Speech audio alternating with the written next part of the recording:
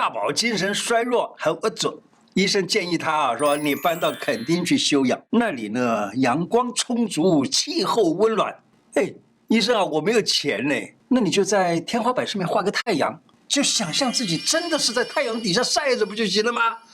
几个星期过去了，大宝我教你这个方法有效没效？大宝说，我精神衰弱的症状真的是改善了很多，不过因为晒太阳晒过头了，我觉得自己中暑了，丢刷了哟。胡乃文开讲喽，我是你的老朋友胡医师。我的 YouTube 每一支影片下方都有一个超级感谢，点下去，欢迎您捐款给我们，支持我们做出更好的内容，一起守护你和你家人的健康。狂流汗，一杯止汗防中暑。那我们要防中暑、止口干，你知道可以喝什么吗？中暑不一定都是在太阳之下才中暑，有些人在高温的环境里头工作，像是在工厂里头有锅炉的那种工厂里头，闷热的环境，通风不良，说不定连冬天他也可能中暑。因为在这种通风不良的，然后呢一直流汗的、流过多的汗的那个状况出现的，也是中暑的症状。希望你能够提高警觉，如果你已经头昏口渴手脚没有力啦，如果是这个时候，赶紧补充水分，因为这是脱水的现象，暂时离开高温闷热的环境。除了会大量流汗的人容易中暑，你知道吗？孩童跟老年人常常他的调节散热的能力比较弱，所以他也比较容易中暑。大热天可以经常喝中医古老的一种预防中暑的方子，叫做生脉散。生脉散它可以补心、收敛汗、补气虚。天气热的时候可以当饮料喝哦。生脉散里头有人参、麦冬、五味子。这个人参呢，在夏天的时候你可以换成为花旗参东洋参等等比较凉一点的参就可以了。那人参大概用2钱，假如虚的人多一点3钱。麦门冬呢，大概可以用4钱、5钱，甚至于可以用到1两，那就看你的口干的程度如何。五味子呢，可以用20颗。10颗、20颗、30颗，甚至于1钱、2钱这样子为什么？它是可以收敛那个汗的。那假如说你没有什么特别要求，你就各等份，各2钱吧，或者各1钱吧，就这样子用个1000 cc 的水来煮，煮开了以后转小火再煮差不多15分钟，放凉了就可以喝了。这就是夏天很好的饮料。花旗参或者人参可以补气，麦门冬可以养阴生津润肺，五味子呢可以生津而且可以敛汗。那生脉散这个东西呢，有效的改善疲劳啦，预防中暑西瓜皮这样吃，美味又爽口。西瓜在夏天的时候非常好，中暑也可以吃西瓜。可是吃完西瓜，记住西瓜皮别丢，西瓜可以一物两吃，好处多多。中医把西瓜皮呢叫做西瓜翠衣，它就是在西瓜皮跟西瓜瓤子中间那一块白白的那块肉那个都叫做西瓜翠衣。那这个西瓜翠衣呢，它可以清热解渴利尿，还有呢，对消暑都有很大的帮助，适合全家的消暑圣品。这个好吃，把它做成凉拌菜，就是把这个西瓜翠衣呢切成丝儿，然后呢加点蒜姜盐糖醋还有香油，做成凉拌菜，就有点像我们凉拌黄瓜一样这么吃。这是一个适合夏天全家大小的消暑的好菜。5蔬果退火又消暑。5种蔬果可以防暑。天好热人都快被晒焦了，大自然早就为我们准备好消暑的良性蔬菜了，像是润肠通胃又消暑的丝瓜黄瓜番茄啦，还有就是假如你吃不下的话，芹菜也是蛮不错的开胃菜还有就是西瓜，西瓜又被称之为天然白虎汤，具有白虎汤的清热生津的作用。中医分清阴阳，防暑更有效。中医把中暑分为阳中暑跟阴中暑2种，也就是说把中暑分它有汗跟不流汗。中暑就是天热的时候所生的那种热病，阳中暑就是水分过度的排出去，也就是像流汗之类的。那么古书里头就讲叫做长途跋涉，长途跋涉呢，因为太阳晒得过度了，结果流汗流得过度了，结果就造成了阳中暑。另外呢，阴中暑在中医就讲贪凉造成，贪凉的时候呢，明明是热的，可是呢，你身体在那个很凉的地方，你待久了的时候，结果你的汗都逼不出去，本身是热的，但是呢，那个热啊，因为这个冷而排不出去，那么这种时候就称之为阴中暑。小心在冷气房啊，或者吃冰啊，或喝冷饮啊，也可能中暑。常常进出冷气房的业务人员啦，或者是司机啊，他们常常在冷气车里头啦，还有在冷冻库里头仓储人员比较容易中这种暑。一下在室内，在冷气房里，一下到室外，那么这样子的话呢，它是在冷热交替的这个地方。那么在外面的时候，毛孔打开，那可是呢，一到冷气房，不要缩住了，结果这个汗就不出来了。所以你要晓得，你在冷气房里头跟在外头一定要注意，这样子走过来走过去，走进来走出去的话，搞不好也会得中暑这种现象。中暑怎么办？速效4穴位。千学不如一看，千看不如一练。解暑4个穴位，我来讲中暑啊。假如说你知道这几个穴道的话，也可以帮助一个人中暑而能够立刻起来。一个叫做大椎穴，哇，大椎穴比较麻烦一点，怎么找呢？在这个脖子的后头啊，当人把头这样低下来，你摸摸看，这里有个最高点，有没有？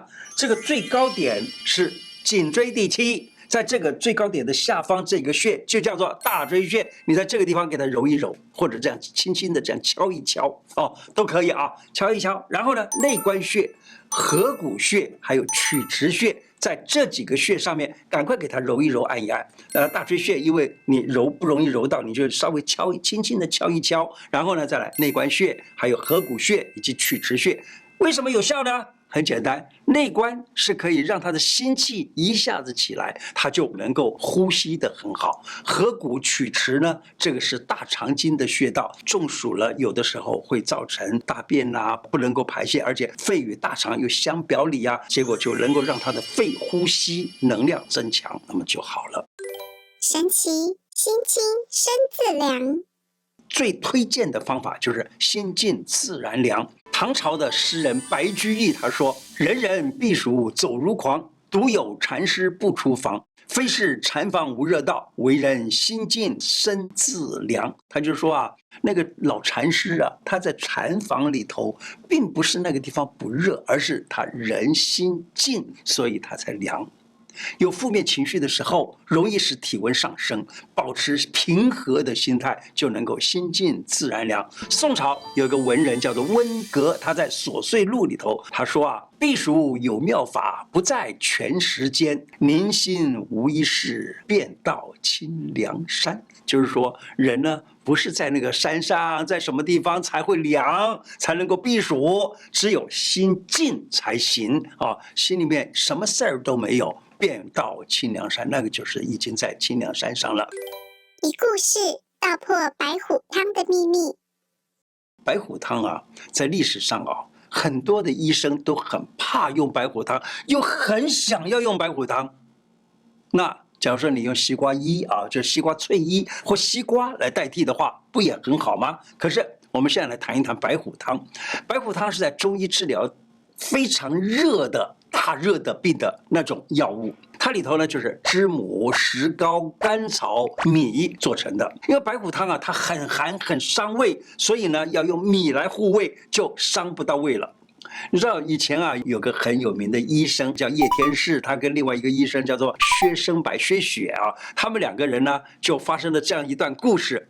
那叶天士啊，他妈妈生病了，这个，哎呀，这个他自己认为啊，就是假如说是用白虎汤可以把妈妈治好，可是白虎汤呢，却是在古时候啊，就非常的严肃的警告你，白虎汤可能吃了会死人的。什么意思呢？因为白虎汤它太寒了，有的人吃了就可能死了。因此呢，他妈妈生病要用白虎汤，他就非常的纠结，到底要不要用这个白虎汤。所以呢，他在家里面啊，这个一直摇头晃脑的走过来走过去，就在说：若为他人母，必定用白虎。假如是别人的妈妈的话呢，这个白虎汤下去就可以把他救了。可是自己妈妈呢却害怕，你知道吗？白虎汤啊，怕发生事情，其实也是这个医生啊分不清楚事情。结果这个事情传到了薛雪那里，薛雪呢他说，这种病啊，要是放在别人的身上，叶天士早就用白虎汤了，而在自己妈妈身上他就不敢用了。其实他这个病就是有热，有里热内热。不吃白虎汤还不行，结果又传回到了叶天士的耳朵。好吧，那就用白虎汤吧，这样子病就好了。你知道吗？为什么白虎汤会这样的呢？原来古时候的书里头这样讲，他说啊，白虎汤啊，因为里头用的那个石膏非常非常的多，你知道吗？白虎汤用知母用6两，甘草用2两。粳米啊，就米啊，用6两，然后呢，石膏用多少？用1斤，要用到那么多。因此呢，就怕石膏的寒把人给凉坏了，因此就不敢用这个。古时候的人啊，有的时候在用药呢，应该是可以看这个人的虚实而用量大小可以改变。但是呢，他不敢。假如说你真的不敢啊，你妈妈年纪那么大了，你可以在白虎汤里头加一点人参，叫做人参白虎汤，或叫白虎加人参汤，这样子呢可以补他的虚，也很好。可是啊，你知道吗？因为他的妈妈的热太过重，因此呢，他也必须要用那么重的石膏，所以他就有这种害怕了。其实，白虎汤它的在用的时候有几个非常重要的事情：第一，是不是真的很烦热？第二，是不是出很多的汗？第三，他的脸是不是看到面红耳赤的？第四，看他的脉是不是非常的宏大？还有第五，看他的口干舌燥的状况，只要真的是非常口干，烦渴隐隐，那这样子用白虎汤绝对没错。可是呢，他就是因为怕自己认证不清楚，所以不敢给妈妈用这个方。那薛雪呢，因为是局外人，他一看就知道你呀，本来就是口干舌燥、烦渴隐隐、面赤、恶热，讨厌热啊，大汗又出来了，脉又红大有力，或者是华数这些，那该用吧？你知道吗？古人讲有是症必用是药。现在呢，有很多人他会问我，胡医师啊。我这个有乳癌呀，可不可以用当归呀？我这有子宫的什么什么东西，能不能用当归呀？常常问这些话，其实这个意思就是什么？就是因为大部分的医生他并不知道有是症用是药这个概念，所以呢都会跟说不可以，所以我这个科学验证不行啊，就这样子。那当然其实是怎么样的？是不清楚那个药的用量跟它的症状的这个中间的关系。今天的内容就说到这里。我的 YouTube 每一支影片下方有一个超级感谢，点下去，欢迎您捐款赞助我们，支持我们做出更好的内容。另外，欢迎大家加入我的脸书、IG 跟 Podcast 频道。谢谢大家，拜拜。